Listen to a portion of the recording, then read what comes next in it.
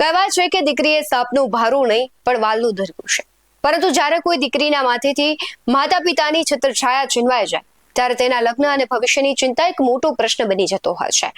જો કે ગુજરાત સરકાર માતા પિતા વગરની દીકરીઓને વાલી બનીને તેમની પડખે પણ ઊભી રહી છે. નમસ્કાર, ગુજરાત BS9 ટીવી ન્યૂઝમાં આપની સાથે હું ભગવતી વિશાવડિયા. સરકારની પાલક માતા પિતા યોજના અથવા મુખ્યમંત્રી બાળ સેવા યોજના નિરાધાર બાળકો માટે આશીર્વાદ રૂપ સાબિત થઈ રહી છે. કોરોના અથવા અન્ય સમયે જે બાળકોના માતા પિતા છે મૃત્યુ પામ્યા હોય તેમને દર મહિને 4,000 રૂપિયા સીધા તેના બેંકમાં અપાય છે. એટલું જ નહીં, આ યોજનાનો લાભ લેનારી દીકરીના જ્યારે લગ્ન થાય ત્યારે તેને રૂપિયા 2 લાખની રકમ પણ ચૂકવવામાં આવે છે. અનાથ થયેલા બાળકોને મુખ્યમંત્રી બાળ સેવા યોજના હેઠળ માતા પિતામાંથી એકનું મૃત્યુ થાય તો 2,000 રૂપિયાની સહાય મળે. જો માતા પિતા બંનેનું મૃત્યુ થાય તો 4,000 રૂપિયાની સહાય મળે છે. પહેલા આ સહાય 18 વર્ષ સુધી મળતી હતી, પરંતુ હવે તેમાં 3 વર્ષનો વધારો કરીને 21 વર્ષ કરી દેવાયા છે. જ્યારે પાલક માતા પિતા યોજના અંતર્ગત મહિને 3,000 રૂપિયાની સહાય ચૂકવાય છે. એટલું જ નહીં, પાલક માતા પિતા યોજના અથવા મુખ્યમંત્રી બાળ સેવા યોજનાનો લાભ લેનારી દીકરીને લગ્ન સમયે કુલ 2 લાખ રૂપિયાની સહાય પણ અપાય છે.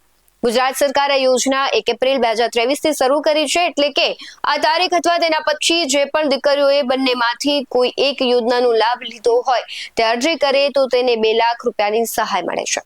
પાલક માતા પિતા યોજના અંતર્ગત સરકાર આવા બાળકોના ભણતર, વિકાસ અને આરોગ્ય માટે દર મહિને 3,000 રૂપિયા આપે છે. પણ તેનાથી આગળ વધીને સરકારે વિચાર્યું કે આ દીકરી 18 વર્ષની થઈ ગઈ છે, તેના માતા પિતા તો છે નહીં અને તે સંબંધી સાથે રહે છે. તેવા સમયે તેના લગ્ન થાય તો મોંઘવારીના સમયમાં તે ખૂબ જ મોંઘા પડે, જેથી સરકારે તેની પડખે ઊભી રહેવા માટે આ યોજના ચાલુ કરી. અને સરકારનું આ એક ખૂબ જ ઉમદા કાર્ય છે. જે દીકરીઓ અનાથ છે અને અન્ય સગા સંબંધીઓ સાથે રહે છે તેમને લગ્ન સમયે આર્થિક મદદ મળી રહે તે માટે ગુજરાત સરકારે આ મહત્વપૂર્ણ પગલું લીધું છે. આ સહાય મેળવવા માટે લગ્ન બાદ 2 વર્ષની અંદર અરજી કરવી પડે છે. લગ્ન બાદ 2 વર્ષની અંદર ગમે ત્યારે સહાય માટે અરજી કરી શકાય છે. ડોક્યુમેન્ટમાં દીકરીએ પાલક માતા પિતા યોજના અથવા મુખ્યમંત્રી બાળ સેવા યોજનાનો લાભ લીધેલ હોવો જોઈએ તેટલું પૂરતું છે. સાથે લગ્નના પુરાવા તરીકે મેરેજ રજિસ્ટ્રેશન સર્ટિફિકેટ અને 18 વર્ષથી ઉપરની વયનો પુરાવો રજૂ કરવાનો રહેશે.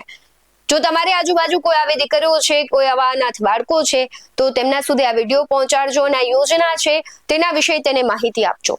બાકી આવા જ વધુ અહેવાલો સાથે ફરી મળતા રહીશું. તમે અમારી YouTube ચેનલને સબસ્ક્રાઇબ કરવાનું અને Facebook અને Instagram પર ફોલો કરવાનું ભૂલશો નહીં. બાકી અમને અપડેટ્સ મેળવવા માટે આપ જોતા રહો BS9 ન્યૂઝ. નમસ્કાર.